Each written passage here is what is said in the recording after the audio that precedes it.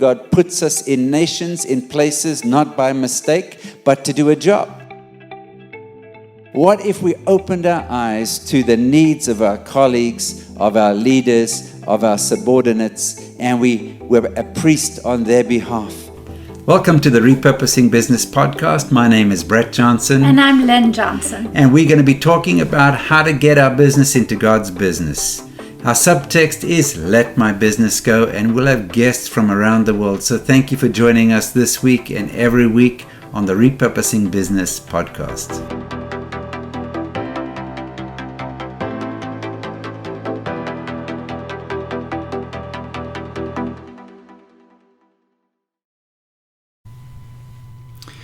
Welcome to another session on the month of miracles. We all need to be reminded of what God has done in the past. Frequently, God would say to the nation of Israel, remember, remember, remember. And the Ark of the Covenant was also called the Ark of the Testimony. So it's good for us to be reminded of the testimonies of what God has done. I remember back in 2003, we took our first team into Cape Town to go and repurpose a bunch of businesses. And it was going okay from a content perspective, perhaps. But right towards the end of the engagement, which was about the fourth or fifth day, the consultants started coming to me, those who were traveling with us, and they said, my client's not getting it. So we had an emergency prayer session with each client and a visioning session. And in the last 24 hours, God turned things around. And after that, God challenged me about making the miraculous a natural part and an integral part of what we did. So you might remember the song, Our God is an Awesome God, and then it says with wisdom, power, and love. And we had the wisdom and we had the love, and we were kind of desperate for God to do something on the power side. So when we took our second team into South Africa in October of 2003, we asked them, who needs a miracle in their business? Taught on the importance of marketplace miracles and how God uses signs and wonders to advertise. It's his promotion plan. It's how he builds presence. It's how, particularly among those who are pre-believers, he actually grabs their attention through things that are just out of the ordinary. Most of the miracles that are done in the New Testament are done in the marketplace, outside of a religious setting. Same thing in the Old Testament. Many of the miracles were there for people who didn't have an understanding of God. And so miracles confirm God's interest in somebody's work and their business.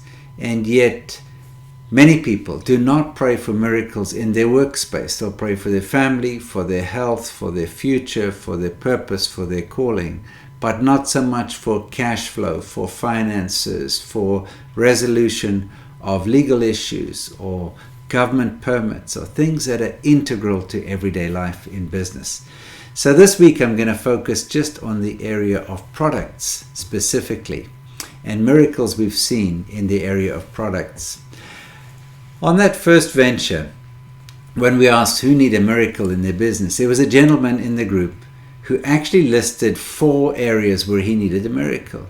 And the next day he came in and he shared that God had addressed all 4 in 24 hours. Well, that really got people's attention. And over the next 2 weeks, we saw miracles popping here, there, and everywhere. And one of the first miracles had to do with a product that was broken, a piece of equipment that was broken, and they tried to repair it. The motherboard of a computer had caught fire, and somebody had thrown water on it to extinguish the fire, and of course the computer was fried. They couldn't fix it, but after the prayer, it was miraculously fixed. And we've seen many computers fixed actually. And so that then led to a series of other miracles. I remember in the US, working with a company, and the company had a very expensive piece of equipment, $600,000, and it had never worked. That was the problem. It was a plastic injection molding equipment. They'd flown engineers out from Germany. They had tried everything. And I was working with a company. And that company, a mixture of people who knew God and who didn't, who believed in miracles and some who didn't. And somebody on the executive team said, look, we have a lot of issues going on in the business. Would you pray for us? And I could tell some of the people were just tensing up when that question was asked, because even the COO of the company thought, wow, I don't mind the principles, but now this is bad, because they'll pray, nothing will happen, and we'll all look stupid for having trusted God. So I said to them, look, if you will list on the whiteboard all of the areas that you need a miracle, then we'll pray. So a colleague and I, Jodine and I, were with this company, and people began to write things on the whiteboard. Now, people who were followers of Jesus and people who weren't. Some might have been just to test God, but they wrote out their problems with HR, the closing of the financials of the books, other things. And the first thing on the list was this piece of equipment that hadn't worked. So they listed everything on the whiteboard, and we went on with the day. The next morning we got together and the list was still there. So I said, how are we doing with the list? And the gentleman who ran the department that had the non-functional machine said, you know, I got back to my desk last night, late in the day, and my phone rang directly to my desk. And I picked up the phone and somebody asked me, do you have the XYZ machine, the injection molding machine? He said, yes, I do. The guy said, does it work? I said, no, it's never worked a day in its life. He said, well, there's 3 lines of code missing of software. Open the machine up, type this in, and he typed it in, the 3 things, hit the button, the machine worked. Well, that of course led to other miracles in that company. And a number of people in that business went on to go through our training and travel with us to different parts of the world. So in fact, one of the guys who went through the training, he ran a production unit, and he now had an understanding of how God does marketplace miracles. And so they were having a production run making electronic components, and they were getting a 25% reject rate. So he called these people together and said, this is when we must ask God to do a miracle. So they prayed, restarted the run, and the defects went from 25% down to 0. Another practical product miracle. I remember once we were leading a training, and somebody had placed an overhead projector on a stool, a high stool, almost like a bar stool. And when someone walked past, might have been me, caught the cord that was suspended in the air. The projector crashed to the ground, and of course it didn't work. I promptly went to my office to order a new lamp for the projector, and Dina Andrews at the time, now Dina Hoffenrichter, said, what are you doing? I said, I'm ordering a new lamp. She said, we haven't even prayed yet. And she laid hands on the overhead projector, and it worked. And it's a good principle, because often we'll go to the practical solution and say, too bad, we need to do that, and we don't even pray. I remember one of our team had wiped a laptop to get rid of all of the data, but then he needed something back from it, and he wiped it quite seriously and prayed, laid hands on it, and actually got back what he needed. Now, I'll tell you, there have been times I actually lost a server or sold a server to give the money to charity, and I thought I had everything off the server, and I didn't. Some stuff was in a private directory, and I never got it back, and I lost 5 years of my journal, and I've often prayed for that journal to come back, and maybe those weren't such great years, those 5 years I lost, but so it hasn't worked always for me. But, I'll give you another example. One of our team in India, Bernard, was on a trip, and he was doing a business trip, a 10-day trip in the Middle East with software demonstrations, PowerPoint presentations, all the normal stuff. And on day 1 of the trip, the computer died. And so he remembered all of these stories, and he laid hands on the computer and he prayed, and it was working. It was fine. So as he was walking to a meeting through one of those air-conditioned tunnels in Dubai, he said to God, well, if you can fix my laptop, what about my foot? Because he'd had a sore foot for a couple of years. I mean, he didn't pray. That was just what he said. It was logical. If you can fix a piece of equipment, you can fix my foot. And lo and behold, his foot was healed. So I want to encourage you as you encounter things in your business that you make prayer the first thing you do when there's a problem with a product. We've seen other situations with a client in Indonesia that had inventory that was old, 18 months old clothing. Now you know that clothing goes out of date, out of fashion pretty quickly. And they had a cash flow problem. And again, one of our consultants, Jessica, prayed with them. And they got a call out of the blue the next day. And a client they hadn't heard from for 3 years called them from South Africa and ordered all of their backlog of product with some minor adjustments made to the products, increased their cash flow, solved their problem. And so I encourage you, when you look at this space of products, to ask God to fix products that are broken.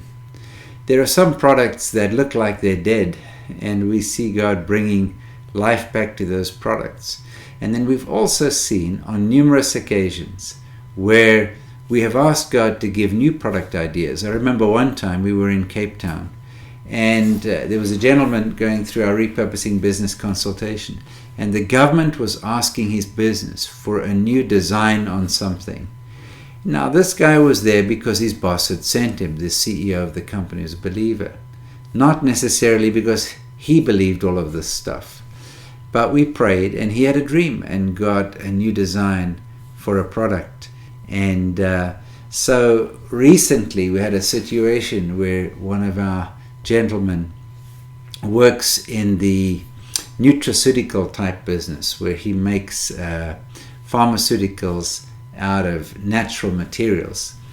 And I said, look, God isn't done with his creative process. Why don't you ask God for a new product idea? And God gave it to him. God gave him a brand new product that bypassed some of the healthcare regulation, but dealt with a very specific health product with a new product. So just to encourage you that God is in the miracle business, and specifically in the area of products. Why? Because just as it is with nature, with people, products can carry the glory of God. They can show something of the glory of God. And I don't mean some bright flowing light. I mean that they solve problems that God cares about, that they reflect the attributes of God. They might be bringing order to a situation, or they might be bringing healing to a situation. They might be taking away something that is what John 10:10 would call steal, kill, and destroy. So if you can have a product that gives life and gives life abundantly in different formats, it too can represent the nature and the attributes of God. So think about situations. I met another gentleman who was working for a large corporation. They had a huge factory and they had a big machine. And every hour that the machine was down, it cost them about $1 million. And the experts had come in, and he said, look, can I have a bit of time? And he just went over and prayed over the machine, laid hands on the machine, and God fixed it. And just to encourage you to not put areas of products outside of the scope of what God can do, but to say, okay, God, what would you like to do with this product to bring and to breathe fresh life into it, to heal it, just to fix it? And so I would encourage you to do that, and to not limit thinking to just the things that happen on the personal side of life. Remember again that of the 139 extraordinary miracles that happened in the ministry of Jesus, about 119 happened in the marketplace. Of the 40 miracles in the book of Acts, e005 points out, one happened in the temple. The rest happened outside in your everyday work life. So look out for the opportunities to be the one to stand in the gap to say, God, give us a miracle. He'd be happy to do it.